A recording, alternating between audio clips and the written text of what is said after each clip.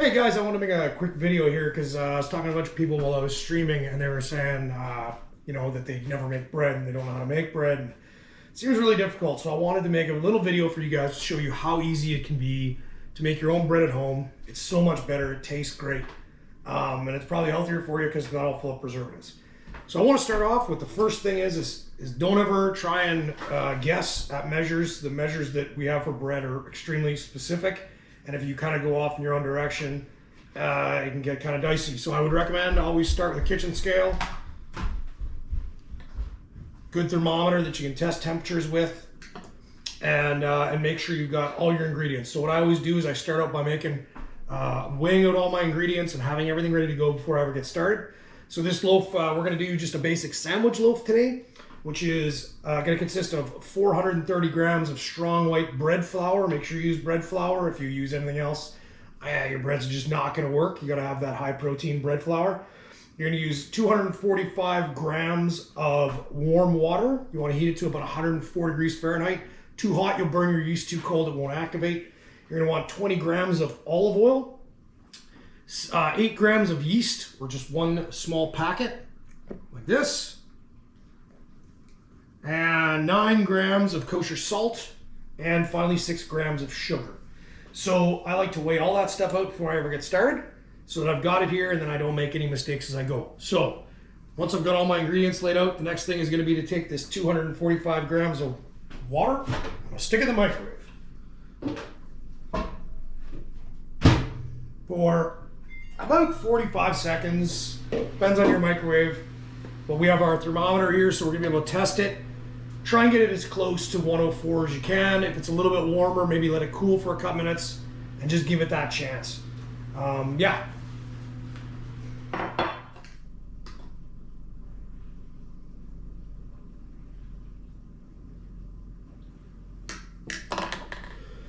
Much better. Okay, so now that we've got the water the way we want it, that took a couple extra measures because it was too hot the first time.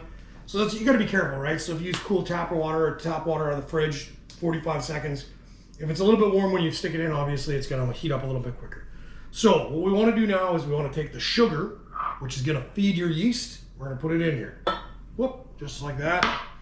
Grab yourself a handy spoon. I like to get the sugar mixed in there so you get that nice sugary water mixture. And then take your yeast. Pour your 8 grams of yeast. These yeast packets are handy because essentially it's going to give you exactly the amount of yeast you want for a loaf of bread. Yeast can really grab onto stuff, so you'll find when you're stirring it, if you're using a spoon, you're going to have to play with it a bit. There are special little mixers you can get for this, but you know what? A spoon works fine. So just give it a real good stir. So what we're doing here is we're proofing the yeast. We're proofing that literally that it is going to work the way it's supposed to work. So you're putting it in here before you just add it to the bread flour. If you just added the bread flour and you do this whole process and you get to the end of it and you go to get it to rise, well, if it turns out your yeast was bad, which is really easy if you've got open yeast or whatever else, if your yeast is bad, your bread will never rise. You'll have a lump of flour or dough goo. So what this is going to do is just prove that that's working right. We're going to take the 20 grams of olive oil. Again, I'm going to put the everything I've got. I'll post it with the video so you guys can see the recipe. I'm just going to dump the olive oil straight in. I'm going to stir this all together to a nice, delicious mixture. You'll notice as you start to stir this stuff up, right away you get the smells. That yeasty, bakery, delicious, numb smell that is so good. So, spoons clean, olive oil, yeast, water, sugar. All there to do good things. I'm going to set 10 minutes on my kitchen timer. So we're going to leave that for 10 minutes to proof to make sure that it's going to come up. While we're doing that, the two things you don't ever want to do is directly mix salt and yeast. Salt always wins. It kills the yeast. But you need salt in bread, otherwise it just doesn't taste like anything. So I'm going to take the 9 grams of kosher salt right here. Boom, into the 245 grams of flour. You can use a whisk to stir it in, or you can just use this spoon. I use the blunt end of this spoon because as you're going to see in a little bit, we're going to end up using this wooden spoon. Whisks, like as much as, yeah, it's good to whisk the salt into the dough. That's the only thing you're going to use the whisk for. You'll never mix bread dough using a whisk because you will literally break your wrists, or you'll snap your wrist in half. It's not going to work. This dough mixture is going to become absolutely crazy hard to move. So yeah, don't force it, is what I'm telling you.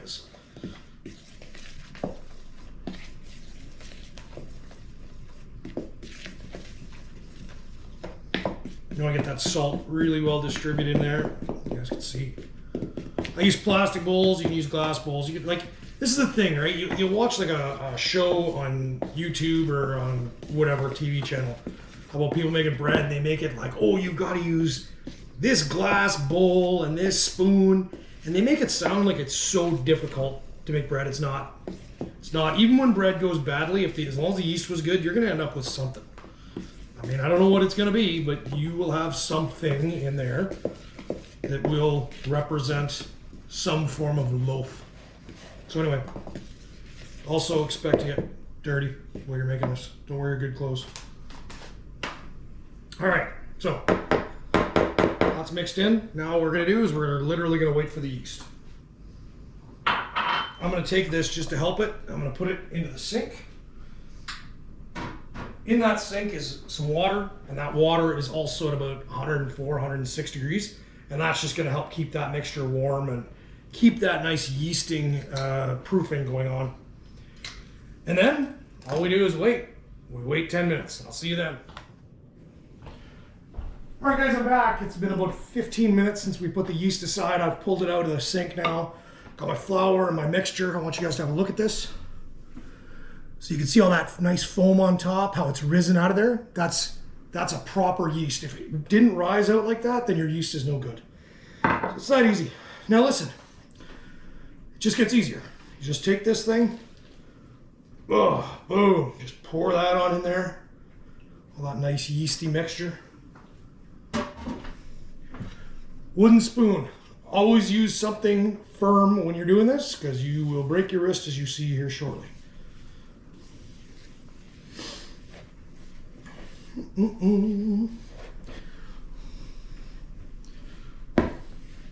It's glumpy. It's not what you'd expect. It's not some smooth, easy to pack together thing. It's thready and glumpy, and all you're trying to do is you're just trying to get all the flour to latch onto something wet, so that you don't have loose flour necessarily.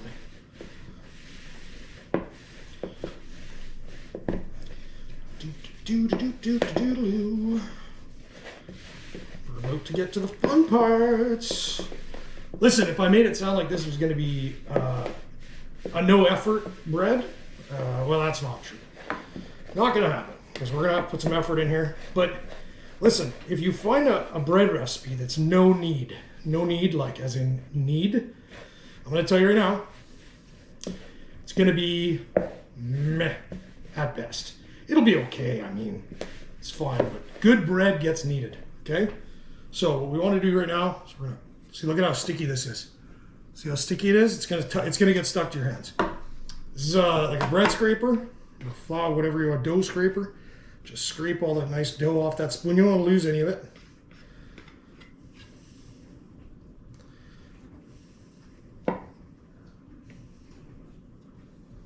Okay.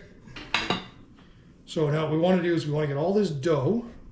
It's still separated. You're going to see as I dump it out here, hopefully, if I got the camera lined up right, it's not pulled together. It's mostly just, it's loose.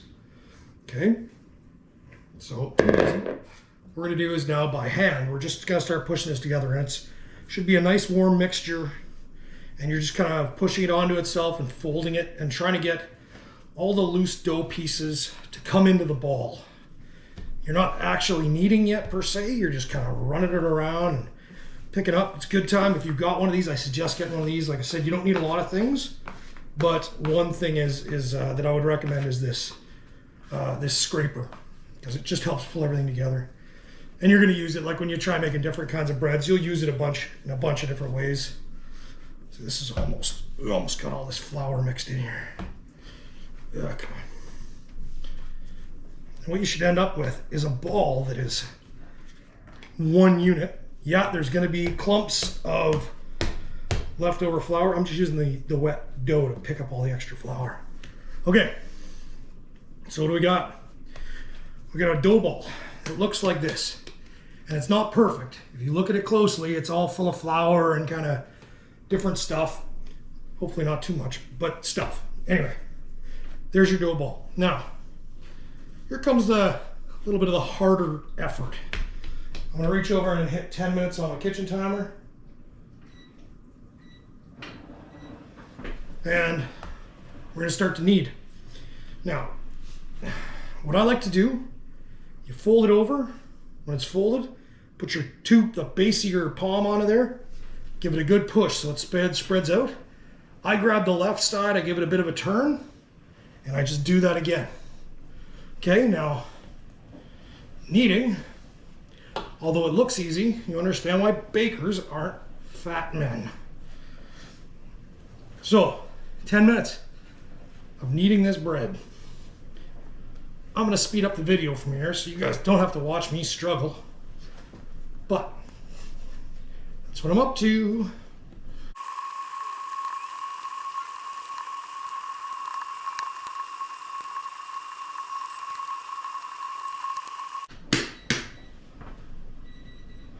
All right. Ooh. Yeah, there's your daily workout, eh? Now, look at that. See that? It's all one. There's no flour there, nothing else. It's all mixed in nice. Whew, now we're gonna take a little bit of olive oil. We're gonna go back to our bowl. Just a little bit. Whew, there we go.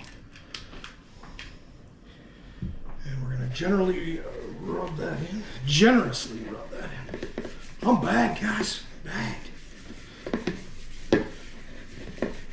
Chefs, bakers are eat all their own food because, gosh dang it, Pam. That is a lot of effort. Now, it's alright if you have a bit too much because all that's going to happen is as the bread dough rises, it'll just kind of push it out of the way. It's all good. Now, take a little bit, just rub it on the top just in case it grows to a point where it touches the lid or whatever you put on top. I just gently will put a plastic lid on top of this bowl and put it in a warm place. But you can use just about anything to cover it. I've seen people use just a little bit of saran wrap or something along those lines, but whatever works. So I'm going to take this, put the cover on it. I'm going to put it into my oven because my oven's a cold, warm place. Or sorry, a warm, dry place where it's not going to get any breezes on it. It's going to go in there for about an hour. If your house is warm, just turn the light on in your oven and it'll rise on its own. If you have a proofing setting, it's okay to put to warm it a little bit. You don't want it much warmer than like 125 degrees Fahrenheit. Any hotter than that, the dough starts to cook and it goes bad. So anyway, I'm going to put that in there and I'll see you guys in about an hour. All right, now back. Hey, how's it going? Listen, I know for you it's only been 5 seconds. For me, it's been close to an hour. And that little tiny dough ball the size of a softball now it looks like this beautiful risen dough. And look at, because of that bit of oil we put in there, look at it, it's just going to slide right out of the bowl. Ooh. Oh, beautiful. So, we're done with that. All this risen dough now, what we got to do is we got to actually take this. We need to beat it back. We got to get all that air out of the dough. Air, it's like carbon dioxide, right? So you just want to really get that down.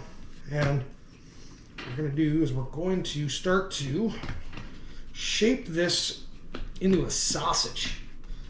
Yep, that's it, a sausage. No need to be shy. Really get it out there. It's so nice and warm, and I gotta tell you, it smells so good. Okay. You want to try and get it as even as you can so the loaf comes out fairly even. So what I like to do is I like to fold the ends in a little bit, just like that. And then we're literally, let me grab my greased pan. We want it to be about the same length as the greased pan. And I'm just going to take this, hopefully you can see that. I'm just going to roll it up like a little sausage.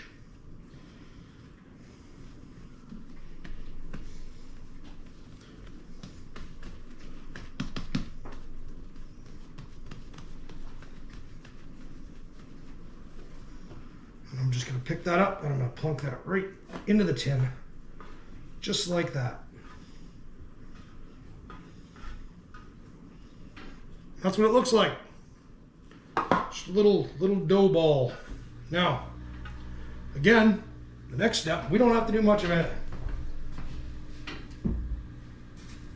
I'm gonna reach up and grab my favorite very light tea towel. You can see this is a very fine cotton tea towel. I'm gonna lay it over right here, and I'm gonna pleat it. And by pleating it, I mean I'm just gonna put some folds in it so that when it starts to rise, the dough actually has room to rise on it. You know what I should do before I do that though? Just to be sure, because we don't want dough sticking to cotton or linen or whatever you're using. Take a little bit of flour, give it a good healthy dusting. The thing this is gonna do is make it look like it came right out of the bakery. Boom. Done. Linen, pleats. That's it. So simple. See how it's got room to rise? We're going to take this, we're going to put it back in the warm spot, the oven in this case, for about 30 minutes. So, we're back after half an hour in the warm space. This bread's been given time to rise. Let's pull it back and have a look. Oh yeah, look at that. I gotta tell you, even unbaked, it smells pretty good. So I'm going to leave this covered. I'm going to let it rise even a little bit more. Well, I turn the oven on. So, two settings we can put this at. We either, if you got a regular oven, just hammer this on 340 Fahrenheit, let it warm up. If you have a convection oven, I recommend convection. But if you're going to use convection, convect at 320 instead of 340. So get that set and let the oven come up to temperature.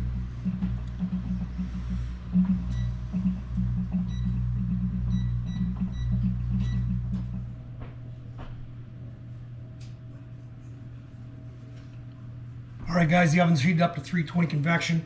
We're going to take this beautiful loaf of bread and we're going to throw this in the oven for 30 minutes. We're going to give it a quick rotation after 20. All right, in it goes.